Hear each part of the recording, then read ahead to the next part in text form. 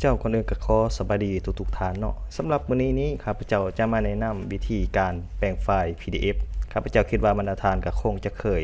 แปลงไฟล์ PDF เนาะบ่ว่าจะเป็น Word หรือว่า Excel ต่างๆมื้อนี้ข้าพเจ้าจะมาแนะนำเทคนิคอันนึงเนาะที่ว่าเฮาอยากแปลงไฟล์ PDF เฉพาะหน้าใดหน้าหนึ่งเนาะใน Microsoft Word หั้นเนาะและอันที่สองหลังจากที่ว่าเฮาได้ไฟล์ PDF มาแล้วเนาะยกตัวอย่างว่ามันมีนี้ข้าพเจ้าจะแยกภาคได้ภาคหนึ่งออกจากไฟล์ PDF เนาะอันนี้เฮาก็สามารถเฮ็ดได้ซึ่งจะมีวิธีในขั้นตอนแนวใดนั้นมารับชมและรับฟังไปนำกันได้เลยสำหรับวิธีที่1นี้ข้าพเจ้ามีไฟล์บทวิทยานิพนธ์ของข้าพเจ้าเนาะสมมุติว่าข้าพเจ้ามีไฟล์เป็นแต่ละภาคมี6ภาคเนาะยกตัวอย่างว่ามีหมู่ของข้าพเจ้าอยากเบิ่งบทของข้าพเจ้าเฉพาะภาคใดภาคหนึ่งเนาะหรือว่ามีอาจารย์อยากให้เฮา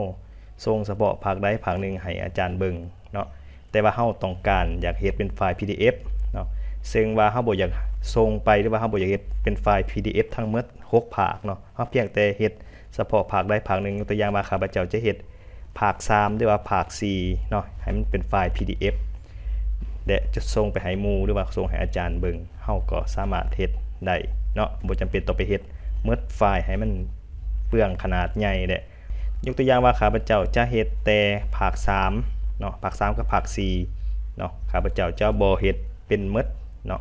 ข้าพเจ้าจะเอาแต่2ภาคบัดนี้เฮามาเบิ่งภาค3เนาะให้เฮามาสังเกตเบิ่งหน้ามันจะเป็นหน้าที่37เนาะและภาค4นี้มันจะเริ่มแต่หน้า60เนาะหน้า60แต่มันจะมาสุดอยู่ที่หน้าที่88เนาะหมายความว่าข้าพเจ้าจะเฮ็ดแต่เฉพาะหน้าที่37มาฮอดหน้าที่88เนาะเพราะว่ามันมี2ภาคเนาะสำหรับการเฮ็ดไฟล์ PDF เฉพาะหน้าใดหน้าหนึ่งเนาะหรือว่าภาคใดภาคหนึ่งเนาะเพียงแต่ทานเข้ามาไฟล์เนาะเข้ามาไฟล์แล้วเข้ามาที่ print เนาะเฮาจะบ่เข้า save as เนาะเฮาจะมาเข้า print หลังจากเข้ามาสู่ print เป็นที่เรียบร้อยแล้วเนาะให้เข้ามาเลือกprinter เนาะเข้ามาเลือกซื้อ printer หรือว่ายี่ห้อ printer เฮาคลิกเข้าไปบาทนึงและสำหรับทานใดที่ว่าติดตั้ง Microsoft เนาะ Microsoft Office นี้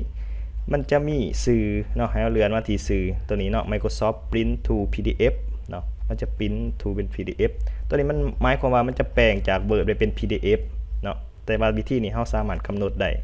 เฉพาะหน้าได้เนาะตัวนี้หมายความว่าเขาจะปริ้นออกสู่ปรินเตอร์เนาะแต่ว่าตัวนี้มันจะเป็นวิธีการแปลงไฟล์ PDF อันนึงเนาะที่ว่ามันจะมีสื่อของ Microsoft Print to PDF เนาะสำหรับท่านใดที่ว่าตั้ง Microsoft Office นั้นเนาะมันจะแถมมาเลยเนาะแบบอัตโนมัติเลยเพียงแต่ทานเขามาเลือกสื่อตัวนี้เนาะคลิกเข้าไปบัดนึงหลังจากนั้นให้ทานเลื่อนมาที่เพจเนาะเพราะว่าข้าพเจ้าจะเอาหน้าที่37เนาะหาหน้าที่38เพราะนั้นจะเป็นภาค3และภาค4เนาะเฮากับพิมพ์37หาหน้าที่88หลังจากนั้นเฮาเลื่อนมาที่ print เนาะคลิกเข้าไป print บัดนึงตัวนี้บ่จำเป็นต้องไปซุปใส่printer เนาะบ่จำเป็นต้องเสื้อ printer อีหยังเลยเนาะบ่จำเป็นเลยหลังจากเฮาใส่คำสั่ง print มันจะบอกว่าเฮาต้องการเซฟ PDF นี้ไว้อยู่ไสตัวนี้ข้าพเจ้าจะเซฟไว้อยู่ที่ desktop เนาะและข้าพเจ้าจะตั้งชื่อเนาะข้าพเจ้าจะตั้งชื่อภาค3เนาะและภาค4เนาะข้าพเจ้าจะตั้งชื่อไปง่ายๆหลังจากนั้นเฮาเซฟเลยเนาะกดเซฟหลังจากนั้นให้เฮาเข้ามาที่ desktop เนาะปิดตัวนี้ไปก่อนเนาะเข้ามาที่ desktop แล้วเฮาจะสังเกตเห็นว่าหน้า3ในหน้าภาค3ในภาค4เนาะมันจะมาโชว์อยู่นี่ล่ะให้เฮาลองเข้าไปเปิดเบิ่งเนาะสำหรับการเปิดเฮาสามารถเปิดผ่านโปรแกรม PDF ได้เลยหรือว่าทานสิเปิดผ่านเบราว์เซอร์ของ Google Chrome ก็ได้เนาะตัวนี้ข้าพเจ้าจะลองเปิดผ่าน Google Chrome เนาะเพียงแต่คลิกขวาใส่ไฟล์ PDF เนาะหลังจากนั้นให้ท่านเลือก Open with นี้เนาะแล้วเข้ามาที่ Google Chrome วิธีนี้มันก็สามารถเปิดไฟล์ PDF ของเขาได้เนาะนะครับมาเบิ่งนำกันเนาะเห็นบ่มันจะได้เฉพาะแต่ภาค3เนาะหน้าที่37และหน้าสุดท้ายแม่นนี่เนาะหน้าที่88เนาะดังที่ว่าข้าพเจ้าอธิบายแต่ครั้งที่นั้นเนาะ มันจะมี2ภาคเนาะคือภาค3และภาค4เพียงเท่านี้เฮาก็สามารถส่งไปให้หมู่เฮาเบิ่งหรือว่าส่งให้อาจารย์หรือว่าส่งให้หัวหน้าเนาะสำหรับเฮาเฮ็ดเอกสารต่างๆก็สามารถเฮ็ดวิธีนี้ได้โดยที่ว่าเฮาบ่จำเป็นต้องไปพิมพ์หรือว่าแปลงเป็น PDF จนหมดหน้าให้มันไฟล์มันใหญ่ซื่อและสำหรับวิธีแยกเอกสารที่ว่าเป็นไฟล์ PDF แล้วเนาะยกตัวอย่างว่าข้าพเจ้าเนาะได้รับเอกสารหรือว่าเป็นไฟล์ PDF ที่หมู่ส่งมาเนาะยกตัวอย่างว่าเขาส่งมา2ภาคสมมุติว่าเนาะมี2ภาคไฟล์ PDF นี้เนาะมีภาค3และภาค4ข้าพเจ้าอยากแยกเอาภาค4ออกมาจากไฟล์ PDF เนาะข้าพเจ้าบ่อยากเบิ่งภาค3เนาะข้าพเจ้าอยากเบิ่งแต่ภาค4ข้าพเจ้าจะแยกไฟล์ PDF นี้ออกมาเป็นอีกไฟล์หนึ่งหมายความว่า PDF เราสามารถแยกออกมาได้เป็น2ไฟล์เนาะยกตัวอย่างว่าข้าพเจ้ามี2ภาค3กับภาค4ข้าพเจ้าจะเอาแต่ภาค4เนาะและเฮามาสังเกตเบิ่งเนาะเวลาเฮาเปิด PDF เข้ามาแล้วให้สังเกตเบิ่งหน้าเจียกับหน้า PDF มันจะแตกต่างกันเนาะสมมุติว่าภาคที่3นี้มันหน้าที่37เนาะแต่ว่า PDF มันจะเริ่มที่หน้าที่1เนาะเพราะว่าหน้าที่37เป็นหน้าที่1เนาะของไฟล์ PDF เนาะสังเกตเบิ่งเนาะมันจะมีทั้งหมด52หน้าเนาะแต่ว่าข้าพเจ้าจะมาแยกภาคที่4ออกข้าพเจ้าเลื่อนหาภาค4ว่ามันอยู่หน้าที่เท่าใดเนาะของไฟล์ PDF เนาะตัวนี้มันจะแตกต่างจาก Word เนาะเพราะว่าเด็กหน้าตัวนี้มันเป็นเด็กหน้าของ Microsoft Word ที่เขาแปลงมาเนาะแต่ว่าเมื่อเขา PDF มันจะบ่ได้คงที่เนาะหน้าของมันตัวอย่างว่าข้าพเจ้าจะมาเบิ่งภาคที่4นี้เนาะภาคที่4สำหรับไฟล์ PDF ที่ว่าเขาแปลงจาก Word มันจะถือ60เนาะแต่ว่าเฮามาเบิ่งหน้าของ PDF ตัวจริงแม่นหน้าที่24เนาะหน้าที่24และหน้าสุดท้ายแม่น52เนาะหน้าที่52เพียงเท่านี้เฮาจื้อไว้แล้วเนาะเฮาจะแยกออกมาเนาะแยกออกสมมุติว่าข้าพเจ้าอยากได้แต่ภาค4เนาะเฮาจะแยกให้เฮาเข้ามาที่ print ตัวนี้เนาะหลังจากที่ว่าเฮาเปิดเข้ามาแล้วเฮาเข้ามาที่ print เนาะคลิกเข้าไป print แล้วให้ท่านเลื่อนมาที่ชื่อของปรินเตอร์คือเก่าเนาะ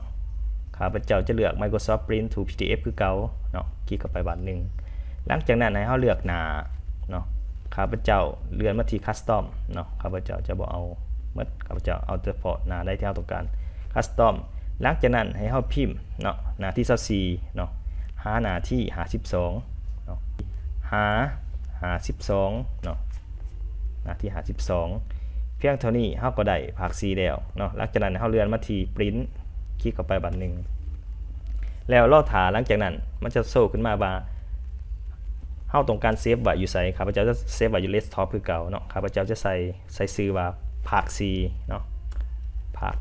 4เอาไว้อยู่ที่ Desktop หลังจากนั้นเฮากดมาที่เซฟไปบัดนึงเนาะ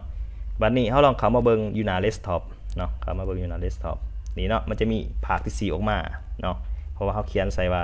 ชื่อภาค4เนาะหลังจากนั้นให้เฮาลองมาเปิดเบิ่งเนาะว่าภาคที่4ที่ว่าเฮาแยกออกมาจาก PDF แยกจาก PDF เนาะเรามาเปิดเบิ่งเนาะนี่เนาะเฮาจะได้แต่เฉพาะภาค4เนาะเป็นไฟล์อีกไฟล์นึงเฉพาะเลยเฉพาะหน้าเนาะอันนี้เฮาเพียงแต่ว่าเฮาแยกออกมาได้จาก PDF แยกไฟล์จาก PDF มาเป็น PDF ได้คือกันเนาะหรือว่าจะแปลงจาก Word เฉพาะหน้ามาเป็น PDF เฮาก็สามารถเฮ็ดได้เนาะเพียงเท่านี้เฮาก็สามารถเซฟไว้หรือว่าจะส่งให้หมู่เพื่อนที่ว่าเขาต้องการอยากเบิ่งเฉพาะภาคนี้เนาะจากมหนี้แล้วข้าพเจ้าก็ขอบใจบรรดาทานเนาะอย่าให้เกียรติรับฟังตั้งแต่ต้นจนจบของคลิปของข้าพเจ้านี้เนาะข้าพเจ้าขอรบกวนทานช่วยกดถูกใจกดแชร์เนาะทั้ง2ทาง YouTube และ Facebook เพื่อทานจะบ่พลาดคลิปวิดีโอใหม่ๆจากข้าพเจ้าขอขอบใจ